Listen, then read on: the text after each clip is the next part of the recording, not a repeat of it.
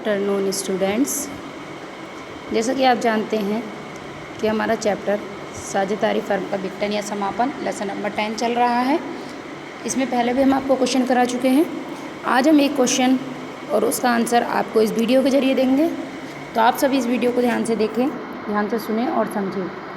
Question हम अपने आप पुटअप करेंगे, इसमें अपने आप बनाएंगे। क्वेश्चन बनाएंगे हम, साझेदारी फर्म के समापन की विधियाँ बताइए। ठीक है, तो हम आएंगे इस पे साझेदारी फर्म के समापन की विधियाँ। ठीक है, हम हेडिंग डालेंगे साझेदारी फर्म के समापन की विधियाँ। फिर हम ये वाली लाइन घेरेंगे, भारतीय साझेदारी अधिनियम 1932 के अनुसार साझेदारी फर्म के समापन की प्रमुख विधियाँ निम्नलिखित हैं। इसमें हम पहली हेडिंग घेरेंगे समझौते द्वारा समापन। इसके अंदर लिखेंगे भारतीय साझेदारी अधिनियम 1932 की धारा 40 के अनुसार इस दशा में किसी भी फर्म को सभी साझेदारों की सहमति या किसी अन्य ठहराव या समझौते के द्वारा कभी भी समाप्त किया जा सकता है। नेक्स्ट हेडिंग घेरेंगे, जितना आपको बताया जा रहा है उतना ही आप अपनी नोटबुक में लिखें। नेक्स्ट हेडिंग है हमारी अनिवार्य समापन। इसके अंदर हम लिखेंगे भारतीय साझेदारी अधिनियम 1932 की धारा 41 के अनुसार किसी भी साझेदारी फर्म का समापन निम्नलिखित दशाओं में अनिवार्य रूप से हो जाता है। इसमें पहला हमारा हो जाएगा, जब कभी साझेदार या किसी एक को छोड़कर अन्य साझेदार दिवालिया घोषित कर दिए जाएं, जब साझेदारों की न्यूनतम व अधिकतम संख्या में परिवर्तन हो जाए, किसी घटना के घटित हो जाने पर साझेदारी फर्म का चलाना अवैधानिक हो जाए, या फर्म में शत्रु देश का कोई साझेदार व्यक्ति साझेदार हो जाए। ठीक है, नंबर 3 हम लिखेंगे कुछ संयोगों की दशा में भारतीय साझेदारी अधिनियम 1932 की धारा 42 के अनुसार किसी विपरीत अनुबंध के अभाव में निम्नलिखित परिस्थितियों में फर्म का विघटन अनिवार्य रूप से हो जाता है। इसमें आपके 5 पॉइंट्स दिए गए हैं।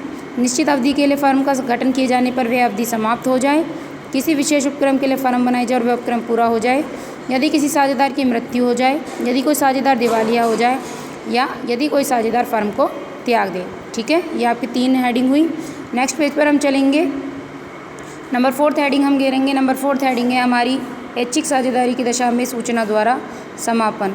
इसमें हम लिखेंगे भारतीय साझेदारी अधिनियम 1932 की धारा 43 के अनुसार किसी भी साझेदार द्वारा अन्य साझेदार को फर्म के विघटन की लिखित सूचना देने पर फर्म का विघटन या समापन हो जाता है। विघटन की सूचना स्पष्ट या निश्चित होनी चाहिए, और यहीं तक नोट करेंगे। नेक्स्ट और लास्ट हेडिंग पे आते हैं, इसमें हम न्यायालय द्वारा समापन। इसके अंदर हम लिखेंगे अधिनियम की धारा 44 के अनुसार किसी साझेदार द्वारा अभियोग के चलाए जाने पर न्यायालय निम्नलिखित दशाओं में साझेदारी फर्म के समापन का आदेश दे सकता है। इसमें आपको ये अलग अलग 7 हेडिंग दी गई हैं, तो इसमें आप हेडिंग नहीं डालेंगे, लेकिन आप इनको पॉइंटों में बनाकर ऐसे ही लिखेंगे। जैसे किसी साझेदार, नंबर पॉइंट 1 घेरेंगे, किसी साझेदार के पागल हो जाने पर उसका संरक्षक अथवा अन्य साझेदार अपने हितों के रक्षार्थ न्यायालय में बात प्रस्तुत कर देता है। सेकंड पॉइंट घेरेंगे, यदि कोई साझेदार अपना कर्तव्य पालन करने में असमर्थ हो जाए, जैसे अंधा होना, लकवा मारना, तो न्यायालय किसी अन्य साझेदार द्वारा बात प्रस्तुत करने पर फर्म के समापन का आदेश दे सकता है। ठीक है, नेक्स्ट हम घेरेंगे, थर्ड हम बिल्कुल काट देंगे बीच में से। नेक्स्ट पॉइंट हम घेरेंगे, यदि कोई साझेदार फर्म के कारोबार से संबंधित मामलों में जानबूझकर अनुबंध को ठुकरा देता है अथवा कोई ऐसा कार्य करने लगता है जिससे अन्य साझेदार को उसके साथ मिलकर कार्य करना असंभव हो जाता है, तो ऐसे दशा में किसी भी अन्य साझेदार द्वारा बात प्रस्तुत किए जाने पर न्यायालय फर्म के समापन का आदेश दे सकता है। नेक्स्ट पॉइंट हम घेरेंगे, इसे 5th को भी हम पूरा काट देंगे बीच में से।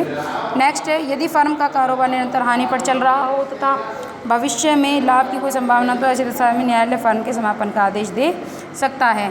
और लास्ट हम घेरेंगे, यदि न्यायालय किसी अन्य आधार पर फर्म के समापन को उचित और न्यायपूर्ण समझता है तो फर्म के समापन का आदेश दे सकता है।